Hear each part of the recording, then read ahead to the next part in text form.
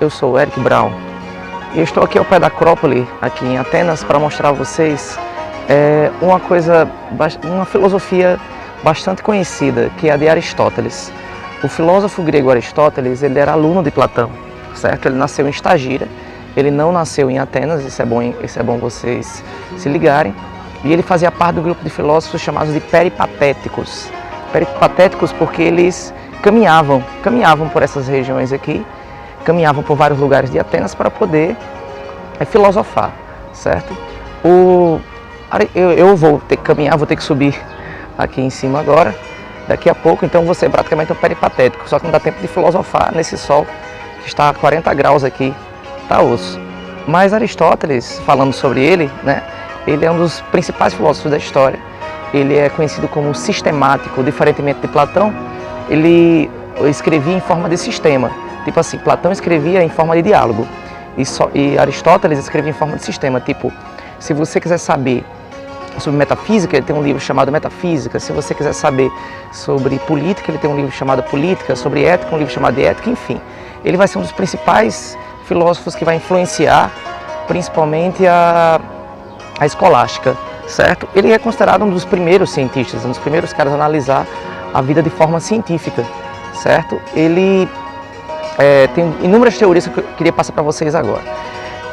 Aristóteles tem uma das teorias bem interessantes, inclusive que você pode usar bastante no Enem, que é a ética. Tá? Aristóteles escreveu um livro de ética. Sim, é importante observar que Aristóteles ele nasceu em Estagira, certo? E ele foi ele era aristocrático, o pai dele era médico de Filipe II, tá? Imperador da Macedônia, durante o começo do período helenístico. E aí o imperador da Macedônia invadiu a Grécia, obviamente, dominou tudo, e ele teve a intenção de fazer o seguinte, convidou Aristóteles para fazer parte da sua corte, né? Não, obviamente, como alguém importante, mas enfim, alguém que ia cuidar do seu filho, ser preceptor, nada mais nada menos do que de Alexandre o Grande. E isso fez com que Aristóteles, como Alexandre o Grande foi um imperador voraz que conquistou inúmeras regiões da Grécia, da Europa como um todo,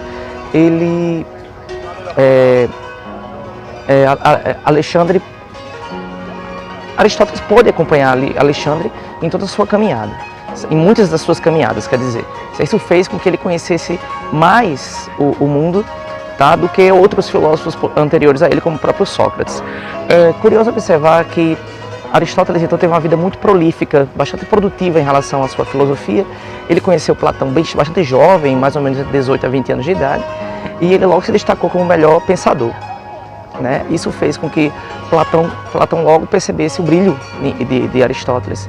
Mas é curioso que Aristóteles, mesmo sendo esse brilhante filósofo, ele não pôde ficar sendo o herdeiro intelectual de Platão, certo? Porque ele não era ateniense. Aqui em Atenas, aqui na Acrópole, tem uma regra muito séria, a democracia que só funcionava para quem de fato era ateniense, nascido de pai e mãe ateniense, e fosse homem acima de 21 anos.